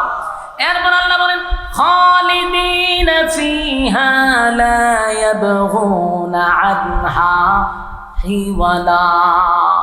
আল্লাহ কয় এমন একটা জান্নাতের ভিতরে বান্দা বান্দি ডুববে, আর কোনোদিন তারা বাহির হতে চাবে না, আর কোনোদিন তারা এখান থেকে যেতে চাবে না। জান্নাতের ভিতরে স্বয়ং সম্পূর্ণ, মানুষের কোনো আফসোস থাকবে না। দুনিয়াটা হলো আফসোসের জায়গা। দুনিয়াতে যদি আপনারা দেশের প্রধানমন্ত্রীও বানায়, তো মনে মনে হয় আমি ডোনাল্ড ট্রাম্প হইতে পারতাম, তাহলে ভালো আছে। আর ডোনাল্ড ট্রাম্প হইলে পরে চিন্তা করে তামাম পৃথিবীর বাদশা যদি হইতে পারতাম, ভালো আছি। সাধারণ টেকনিক। দুনিয়া আফসোসের জায়গা। আল্লাহ কয় জান্নাত হলো আফসোসের জায়গা নয়, এখানে আফসোস মিটে যাবে। তাই খালিদিনা ফিহা লা ইয়াবগুনা আনহা হিওয়ালা। মানুষ সেখান থেকে আর বাহির হতে চাবে না। জান্নাতের ভিতরে আল্লাহ সব দিবে, গাড়ি দিবে, বাড়ি দিবে, নারী দিবে, অট্টালিকা দিবে, সব দিবে। এর মধ্যে সবচেয়ে বড় নিয়ামত হলো আর কোনোদিন মরবেন না। সুবহানাল্লাহ। আল্লাহু আকবার বলেন। আর কোনোদিন মরবেন না, এর চেয়ে বড় নিয়ামত আছে কি? যত চিন্তা, যত টেনশন হইল মরণ। মরণ আছে বিদায় আমরা চিন্তা করি, ঠিক নেই। মরণ নাই, যার চিন্তাও নাই। জান্নাতের ভিতরে মরণ নাই, মরণ নাই, মানুষ সেখান থেকে বাহির হতে চাইবে না। রাজত্ব দিবে কমপক্ষে এই পৃথিবীর 10টা পৃথিবীর সমান রাজত্ব দিবে। সুবহানাল্লাহ। গাড়ি দিবে, বাড়ি দিবে, নারীও দিবে। দুনিয়াতে সর্বোচ্চ যদি বিয়া করতে চান কমপক্ষে হইলো 60টা করতে পারবেন, বেশি হইলে তাও বাংলাদেশও না। বাংলাদেশ এটা ঠাডা ভরা দেশ, এই দেশে একটার বেশি অধিক বিয়া করলে আপনার মাঝে হালাই লুচ্চা, এর চোখ বালানা, এর মন বালানা। বাস্তব না বাস্তব? কিন্তু এটা ইসলামিক দৃষ্টিতে আপনি চাইলে সেটা করতে পারবেন, কিন্তু ঠাডা পড়ছে বাংলাদেশ একটার বেশি 2টা করুন যায়, প্রেম করুন যায়। প্রেম আপনি 50টা করলে কয় এটা এনজয়, কোনো অসুবিধা নাই। কিন্তু হালাল তরিকায় বিয়া করলে কয় হালাই লুচ্চা। বাস্তব না বাস্তব? তা আল্লাহ সর্বোচ্চ নামতি 4টা পাইবে, আর জান্নাতে গেলে কমপক্ষে 72টা দিব। সুবহানাল্লাহ। বাড়ি দিয়া হইবেন 72টা বউ দিব। ওই তো দুনিয়ার বউ না, দুনিয়ার বউ না। জান্নাতের হুরুগির মান এমন সুন্দর হবে, একটার দিকে তাকায়া 40 দিন নাই। সুবহানাল্লাহ। কদিন? আরে আপনাদের সাইবাই তো 40 দিন সাইই থাকবো, ভিসা একটা কোথা দিব। ও 40 দিন ধরে একটার পয়সা রেখে ভিসা 59টা রয়েছে। তাহলে কি পরিমাণ সৌন্দর্য আল্লাহ দিবে। দুনিয়ার বউগুলি বানাইছে স্যাম্পল। বলুন কি? আরো জোরে। দুনিয়াটাই হলো, পুরাটা দুনিয়াটাই হলো একটা স্যাম্পল। স্যাম্পল বুঝুননি? দোকানে যদি কেউ চাল কিনতে যান, দেখবেন সামনে কতগুলা বাড়ির মধ্যে এতগুলা ভিক্ষার মতো লয়ে বলিস। তাহলে কি বলবে, আইসন তো চাল কিনতে আমরা ভিক্ষা করুন। বলে ভিক্ষা করি না রে, তোর কয় টন লাগবে আমাদের কম। এটা হলো স্যাম্পল, পিছনে আমার গোডাউন। কথা কয় না? চাউলের দোকানে যা সামনে থাকে এটি কি স্যাম্পল, ওই পিছনে আমার গোডাউন, তোর কয় টন লাগবে আমারে কম। তো দুনিয়া পুরাটাই একটা স্যাম্পল, এটা যা দেখতেছেন জান্নাতের একটা স্যাম্পল। জান্নাতে আল্লাহ গোডাউন রাখছে। এই জান্নাত যদি পেতে হয় বলুন কয়টা শর্ত লাগবে? আরো জুড়ে দুইটা শর্ত, একটা হলো ঈমান আর একটা হলো নেকামল। কথা হয় না? ঈমানের জন্য জীবন দেব, নেকামল করব। ঈমান নামক অ্যাকাউন্ট যদি থাকে তাহলে নামাজ গিয়া ঢুকবে, রোজা গিয়া ঢুকবে, যত ইবাদত বন্দেগী করবেন সব অ্যাকাউন্টে ঢুকবে। আর যদি ঈমানই না থাকে তাহলে নামাজ, রোজা, হজ, যাকাত কোনোটাই কাজে আসবে না। ঈমান নামক অ্যাকাউন্ট। আর আজকের পর থেকে এই মাহফিল থেকে যাওয়ার পরে একটা সাবজেক্ট মাথায় সবসময় ঢোকাইবেন যে আমার সবচেয়ে বড় নিয়ামত হলো আমার ঈমান।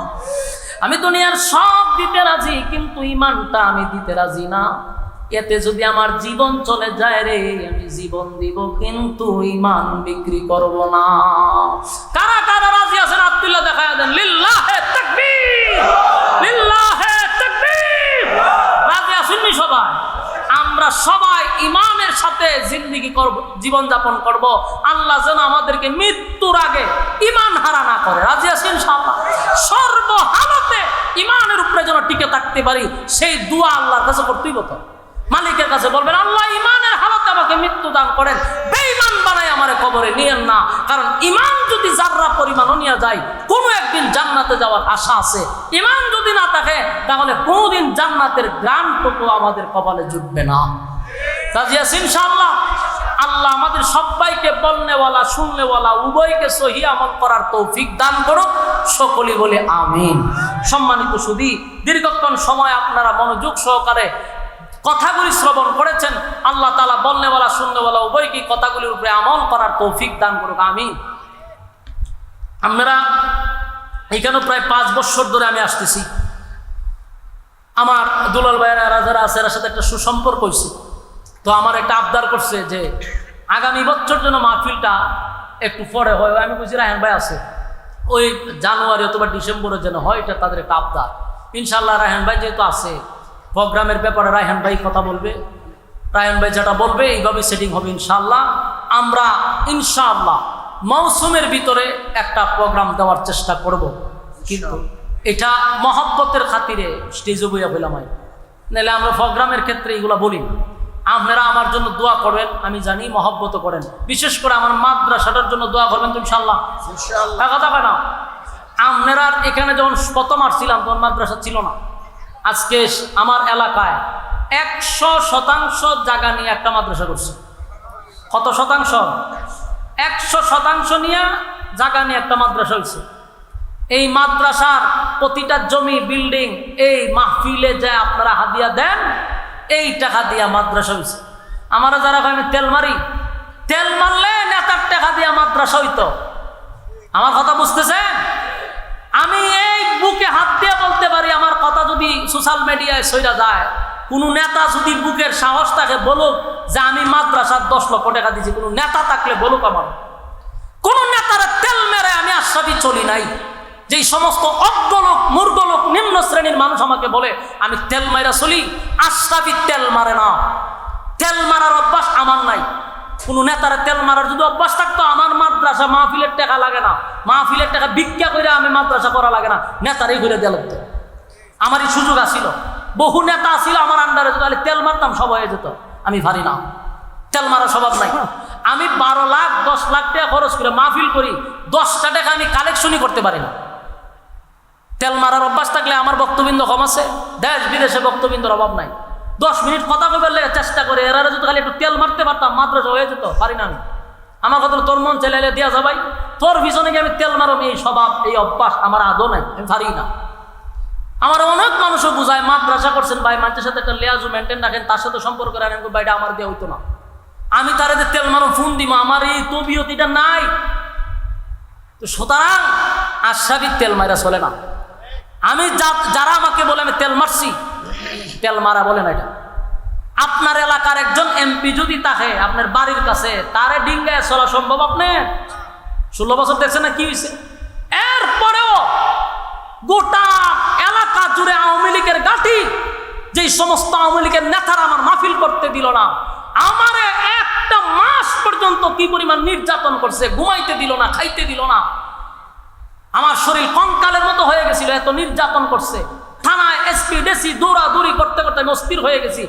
আর সেই লোকরা বলে আমি নাকি দালালি করছি।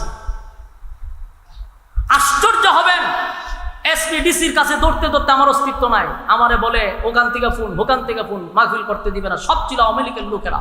আমারে 16টা বছর জামাত শিবিরের ট্যাগ লাগায় আমার বাড়ির কাছে রাখছে। আমি করছি কওমি মাদ্রাসা, আমার ভাইয়া জামাত শিবির এই তহমত দিয়া আমারে সব জায়গার থেকে বঞ্চিত করছে। আমার আপন ভাইগুলার সরকারি চাকরি হয় নাই শুধু জামাত শিবিরের ট্যাগ লাগার কারণে। আর আমারে ভাই আমি বলে দালাল ছিলাম। নিম্ন শ্রেণীর মানুষগুলা এগুলা বলতে পারে, কোনো ভালো পরিবারের সন্তান এই কথা বলতে পারে না। আর একটা কথা ইয়াদ রাখবেন, কোনো আলেমরা ফ্যাসিস্টের দালালি করে নাই। যদিও যা দেখছেন কৌশলগত কোনো মাদ্রাসা দিনের স্বার্থে হয়ে থাকতে পারে, কিন্তু অন্তর থেকে কোনো আলেমরা ফ্যাসিস্টকে পছন্দ করে নাই। এটা ফ্যাসিস্টও জানতো, আওয়ামী লীগ সরকারও জানতো। এই জন্য সবচেয়ে বেশি কারাগারে বন্দী ছিল উলামায়ে কেরাম। সবচেয়ে বেশি নির্যাতন এই জামাত এবং কওমি মাদ্রাসার আলেমদেরকে বন্দী করে রাখছে। লাল নীল বাতি লাগায় দৌড়ে স্টেজ। এরার একটারে দেখছেন জেলনিতে, এরারে সরকারের দালাল হইতে পারেন আপনি। আমাদেরকে কোন অ্যাঙ্গেলে বলেন? 16টা বছরে জামাত শিবির আর কওমি মাদ্রাসার আলেমরা জেল কাটছে, জুলুম নির্যাতন শিকার হয়েছে। আমরা রে ভাই দালাল, মূলত দালালরাই দালাল বলতে পারে, ঠিক কিনা বলেন? দালালরাই দালাল বলে। সম্মানিত শুধু আমারও বলছি, আমি আশরাফি কাউরে তেল মারার অভ্যাস নাই, কোন বেড়ার আমি গণিও না। মাহফিল করছিলাম যখন, তখন এই আওয়ামী লীগরা বিরোধিতা করছে, এরপরও জীবনের সমস্ত শক্তি নিয়ে দাঁড়াইছি, আসমান থেকে সাহায্য করছে আল্লাহ। কথা বুঝতেছেন? মাদ্রাসা এমনি হয়েছে না তো, জান না কে দেন, জীবনে যা কল্পনা করছেন এর চেয়ে বেশি হয়ে গেছে। এরপরে মাদ্রাসা করার আমার এই অল্প বয়সে কি দরকার ছিল মাদ্রাসা করা? আমার তখন দরকার ছিল টেকা কামানো, ঢাকা বাড়ি করুন। আমার বয়সে যাদের স্বপ্ন থাকে, কিন্তু আমার তো স্বপ্ন নাই। আমার যে স্বপ্ন থাকতো, আমার মতো বক্তারা এখন চলে গেলে আমার বয়স হোক, এরপরে মাদ্রাসা করুন, অন যা খামাইবার খামাই লই, ঢাকা শহর দিয়ে একটা বাড়ি করি, ঠিক কিনা? এই স্বপ্ন তো আমার নাই। 100% জায়গা নিয়ে 3টা ভবন, ওয়াজ মাহফিলের টেকা মানছে এত টাকা নিয়ে কি করে? আর আমার প্রতিদিন কর্জা নিয়ে আমার খরচ করতে হয়। মাস ওয়াজ শেষ আমার ঋণ করা শুরু হয়। একদিকে আপনার দিকে নেই, আবার দেই, আবার আরেকখান থেকে টেকা লই, আবার মাহফিলে যাওয়ার লাগে। এরকম টানা এস্ত্রার মধ্যে চলি। মানছে সর্বনাশ কত টাকা রাস্তা মাদ্রাসাকে দিকা। 8-9 জন শিক্ষকের বেতন আমার দিতে হয়, 100-150 জন ছাত্রের খাবার আমার দিতে হয়, মাদ্রাসা নির্মাণাধীন কাজ আমার করতে হয়। এরপর আলহামদুলিল্লাহ কিছু মুহিব্বিন মহব্বতের মানুষ আছে, কিছু দেয়, যদিও সেটা অনেকের কাছে অনেকগুলোর মধ্যে অল্প হইতে পারে, কিন্তু মহব্বতের খাতিরে অনেকেই দেয়। আল্লাহ তো চালাইতেছে কোনো না কোনো ভাবে। তো আমার সবচেয়ে কষ্ট লাগে যখন কয় দালাল। আমরা দালালি করি না। যেদিন সরকার পতন হওয়ার আগে আমি আন্দোলনে ছিলাম, সেটার এখনো প্রমাণ আছে। আমি আন্দোলন করে বাড়ি যেতে পারছি না, আমার নামে মামলা হয়ে গেছে। যখন সরকার ছিল, পরের দিন সরকার পালাইবার আগের দিন আমার দিছে প্রধান আসামি, আমার এলাকার শাহজাহানপুর ইউনিয়নের আওয়ামী লীগের সভাপতি, সে আমার দিছে প্রধান আসামি। আমি বলে পুলিশের গাড়ি ফিরে লিছি, অথচ আমি বাড়ি যেতে পারছি না, আমার নামে মামলা হয়ে গেছে। আওয়ামী লীগের লোকেরা মামলা করছে, আর আমার এখন আমি আওয়ামী লীগের দালাল। চিন্তা করছেন, 16 বছর আওয়ামী লীগের মাধ্যমে নির্যাতিত, আর আজকে ফুটপাতের কিছু লোকেরা কয় আমি দালাল। আমি এটা বিশ্বাস করি, ভালো বংশের কোনো মানুষ এমন কথা বলতে পারে না। আল্লাহ বুঝার মানার তৌফিক দান করুক। আমি আপনাদের কাছে চাই, আমার মাদ্রাসাটার জন্য আপনারা শুধু দোয়া করবেন। আল্লাহ যেন এই মাদ্রাসার সুফল দেখাইয়া আমাকে দুনিয়ার থেকে বিদায় করে, সুফল না দেখায় যেন বিদায় না করে। এখন মাদ্রাসার একটা মসজিদ দরকার। 3টা ভবন হয়েছে, কিন্তু একটা মসজিদ নাই। এখন আমি মাদ্রাসাতে জুমা পড়াই, জুমাটা মাদ্রাসাতে পড়াই, দেশের বিভিন্ন মানুষ সেখানে যায়। একটা মসজিদ করার একটা স্বপ্ন নিয়ে ঘুরতেছি, তাও এই মাটি ভরাট করে মসজিদ করতে গেলে কোনো রকম করলো 3 কোটি টাকা দরকার। তেল মারলে তো মসজিদ হয়ে যেত গা, তেল মারবো না, মসজিদ করলে আপনারা টাকা দিয়ে মসজিদ হবে ইনশাআল্লাহ। আল্লাহ আমাদেরকে সেই তৌফিক দান করুক। সম্মানিত সুধী, আমরা দোয়া করি, বিশেষ করে এই দৌলতপুর পশ্চিমপাড়াবাসীর উদ্যোগে আজকের এই মাহফিল, প্রবাস দেশের ব্যবসা বাণিজ্য যারা করে সবাই মিলে, গ্রামবাসী মিলে এই মাহফিলটা করে প্রত্যেক বছর। আলহামদুলিল্লাহ, আমারও আড়াই হাম্বার মাধ্যমে আপনাদের সাথে একটা সুসম্পর্ক হয়েছে। আমিও দোয়া করি আল্লাহ কিয়ামত পর্যন্ত এই মাহফিলটাকে কবুল করুক, এই মাহফিলের মাধ্যমে এলাকাবাসীকে আল্লাহ নাজাতের উসিলা করে দেবে। আমিন। ছেলে প্রবাসী, মানুষের তার স্ট্রোক করে মারা গেছে, তার মানে সংবাদ শুনে তার ফুফু মারা গেছে, সংবাদ শুনে সুখে ফুফু মারা গেছে, ছেলেটা এখনো বিদেশ আছে, লাশ এখনো আসে। বিশেষ করে তার জন্য, তার ফুফুর জন্য উজ্জ্বল করে নাম, ছেলেটার নাম উজ্জ্বল। এবারে ফুটফুটে বাচ্চার একটা বাচ্চা 2 বছর বয়স। চিন্তা করছেন, প্রবাসে সুজন উজ্জ্বল সদস্য, এই মাহফিল কমিটির সদস্য উজ্জ্বল ভাই মালয়েশিয়া প্রবাসী, 2-3 দিন আগে দুনিয়ার থেকে চিরবিদায় হয়ে গেছে। তার সংবাদ শুনে তার ফুফু আবার স্ট্রোক করে মারা গেছে। আর তার বাচ্চা আছে, একটা ছোট একটা বাচ্চা দিয়ে দুনিয়াতে বিদায় হয়ে গেছে। আল্লাহ তাআলা তার ফ্যামিলিকে ধৈর্য ধারণ করার তৌফিক দান করো, এবং আমার ভাই উজ্জ্বল ভাইকে আল্লাহ জান্নাতের উচ্চ মাকাম দান করো, তার ফুফুকেও আল্লাহ জান্নাত দান করো, তার পুরো ফ্যামিলিটাকে আল্লাহ ধৈর্য ধারণ করার তৌফিক দান করো। আমরা সবাই তার জন্য দোয়া করি। এই মাহফিলটার জন্য অক্লান্ত পরিশ্রম যারা করছে সবার জন্য আমরা দোয়া করব। আল্লাহুম্মা সাল্লি আলা মুহাম্মদ ওয়া আলা আলি মুহাম্মদ কামা সাল্লাইতা আলা ইব্রাহিম ইন্নাকা হামিদুম মাজিদ। আল্লাহুম্মা আমিন। ربنا ظلمنا أنفسنا وإن لم تغفر لنا وترحمنا لنكونن من الخاسرين.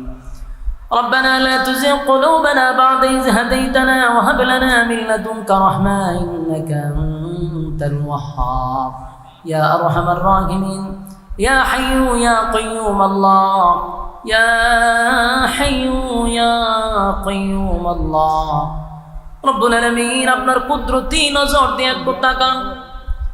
কত সাদা সাদা দাড়িওয়ালা মুরব্বীরা হাত বাড়াইছে আল্লাহ, কত হাজি সাহেবরা হাত বাড়াইছে আল্লাহ। এই মজলিসে কত ছোট ছোট মাসুম বাচ্চারা হাত বাড়াইছে, নওজোয়ান তরুণ যুবক ভাইয়েরা হাত বাড়াইছে, পর্দার আড়ালে আমার নেককার মা বোনেরা হাত বাড়াইছে আল্লাহ। বিশেষ করে জাতির শ্রেষ্ঠ সন্তান হযরত উলামায়ে কেরামরা হাত বাড়াইছে। আমি গুনাহগার, নাগান্দা, নাফরমান, নালায়েক, অযোগ্য মুসাফির হালতে আপনার দরবারে হাত বাড়াইছি। মেহেরবানি করে নাও, জীবনের সগীরা কবিরা, ইচ্ছা অনিচ্ছা, দেখাইয়া না দেখাইয়া, অঙ্গ প্রত্যঙ্গর দ্বারাই যত গুনাহ করছি, মেহেরবানি করে জিন্দগির সব গুনার উপরে লজ্জিত মাফ চাই আল্লাহ। বাকি জিন্দগি যতদিন বাঁচায় রাখবেন, ইহদিনাস সিরাতাল মুস্তাকিম, সঠিক সরল রাস্তার উপরে জীবনটাকে পরিচালনা করার তৌফিক দেন আল্লাহ। যেমনে চললে আপনি মালিক আমাদের প্রতি খুশি, ওইভাবে চলার তৌফিক দান করেন। চলার পথে শয়তানের ওয়াসওয়াসা থেকে হেফাজত করেন আল্লাহ। জিন শয়তান থেকে আমাদেরকে হেফাজত করেন, মানুষ শয়তান থেকে হেফাজত করেন আল্লাহ। মানুষ শয়তান থেকে হেফাজত করেন আল্লাহ। বিশেষ করে মালিক মানুষের চক্রান্তের কাছ থেকে হেফাজত করেন, হিংসুকের হিংসার থেকে হেফাজত করেন, নিন্দুকের নিন্দার থেকে আপনি হেফাজত করেন রব্বুল আলামিন। বিশেষ করে আমরা যারা হাত বাড়াইছি আমাদের পক্ষ থেকে লাখ কোটি দুরূদ এবং সালাম সোনার মদিনায় আপনি নাম ধরে পৌঁছায় দেন আল্লাহ। বাবা আদম থেকে নিয়ে আজকে পর্যন্ত যত মুসলমান নরনারী কবরে শায়িত প্রত্যেকের রূহে আজকের সওয়াবের হাদিয়া পৌঁছায় দেন। বিশেষ করে আমাদের মধ্যে যারা হাত বাড়াইছে, যাদের মা নাই, বাবা নাই, দাদা নাই, দাদি নাই, নানা নাই, নানি নাই, শ্বশুর নাই, শাশুড়ি নাই, আত্মীয় স্বজন, ভাই বারাদর, পাড়াপড়শি, হকদার, দাবিদার, মহব্বতের মানুষ অন্ধকার কবরে চলে গেছে। জানি না গো আল্লাহ কোন অবস্থায় কোন হালতে আছে। আমাদের গুনার কারণে আমাদের আব্বা আম্মার কবরে আপনি আযাব দিয়েন না আল্লাহ।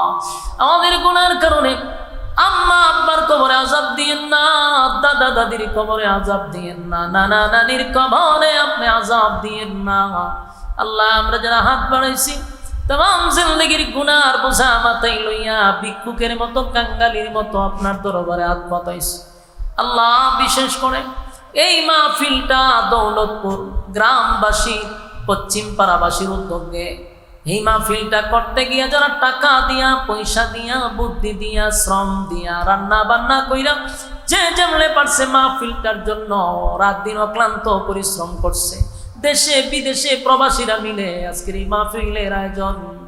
আল্লাহ, এই মাহফিলটা করতে গিয়া কমিটির একজন প্রবাসী, আল্লাহ মালয়েশিয়ার প্রবাসী উজ্জ্বল ভাই দুনিয়ার থেকে চিরদিনের জন্য বিদায় হয়ে গেল। আল্লাহ, তার অনেক অবদান এই মাহফিলের জন্য আছে। আজকে আমরা সবাই মাহফিলে উপস্থিত, উনি পরকালে চলে গেল। আল্লাহ, উজ্জ্বল ভাইয়ের জীবনের ছোট বড় যত গুনাহ আছে সবগুলা মাফ করে দেন। আমরা তার পক্ষ থেকে মাফ চাই, পানা চাই। আল্লাহ, উজ্জ্বল ভাইয়ের জিন্দগির সব গুনাহ আপনি মাফ করে দেন। আল্লাহ, উজ্জ্বল ভাইয়ের বাচ্চাটাকে আপনি দিনের খাদেম হিসাবে কবুল করেন। তার পুরো ফ্যামিলিটাকে ধৈর্য ধারণ করার তৌফিক দান করেন। আল্লাহ, তার মৃত্যুর খবর শুনে ফুফু দুনিয়ার থেকে আর বিরহ বেদনা সহ্য করতে না পেরে উনিও দুনিয়ার থেকে বিদায় হয়ে গেল। আল্লাহ, ওনার ফুফুর কবরটারও জান্নাতের বাগান বানায়া দেন রব্বুল আলামিন। আল্লাহ, এই পৃথিবীতে কেউ চিরস্থায়ী আমরা থাকবো না, সবাই দুনিয়ার থেকে বিদায় হয়ে যাব। দুনিয়ার থেকে বিদায় হওয়ার আগে ইমানের সাথে আমাদেরকে আপনি মৃত্যু দিয়েন। আল্লাহ, আমাদের গুনার কারণে বেঈমান বানাইয়া কবরে নিয়েন না, ইমানদার বানাইয়া আপনার মহব্বতের বান্দা বানাইয়া কবরে নিয়েন। আল্লাহ রব্বুল আলামিন, এই মজলিসে কত মানুষ আমার সঙ্গে হাত বাড়াইল। আল্লাহ, কার মনে কি আশা লইয়া হাত বাড়াইছে আমার জানার বাকি নাই, আপনার জানার অভাব নাই।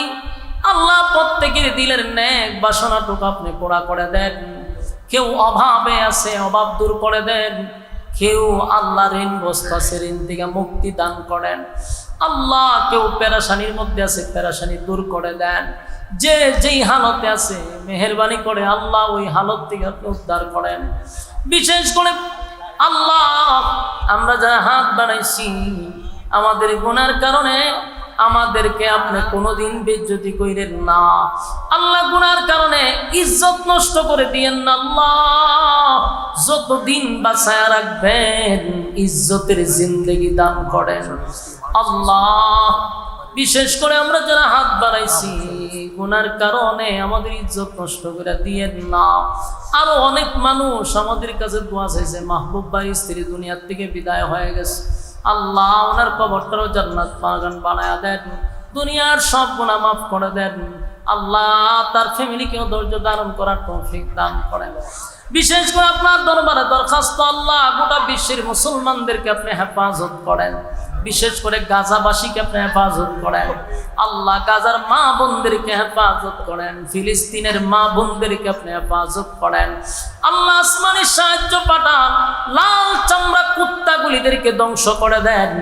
আমার মা বোনদের ইজ্জতের হেফাজত করেন। আল্লাহ, গোটা বিশ্বের মুসলমানদেরকে ঐক্য হওয়ার তৌফিক দান করেন। যা বললাম, যা শুনলাম, নবীজির জুতার ধুলার বরকতে দুয়ারে কবুল করেন। আল্লাহ, নবীর জুতার ধুলার বরকতে আমাদের দুয়ারে কবুল করেন। আমাদের বিবি বাচ্চাগুলাকে নেককার বানায়া দেন। আল্লাহ, শেষ দরখাস্ত, এই মুহূর্তে আমার সঙ্গে যারা হাত বাড়াইছে কাউরে খালি হাতে ফিরাইয়া দিয়েন না, জিন্দেগির গুনাহ মাফ করে বাড়ির দিকে পৌঁছায়া দেন। সুবহান রাব্বিকা রাব্বিল ইজ্জাতি আম্মা ইয়াসিফুন ওয়া সালামুন আলাল মুরসালিন ওয়ালহামদুলিল্লাহি রাব্বিল আলামিন। আমিন বিরহমাতিকা ইয়া আরহামার রাহিমিন।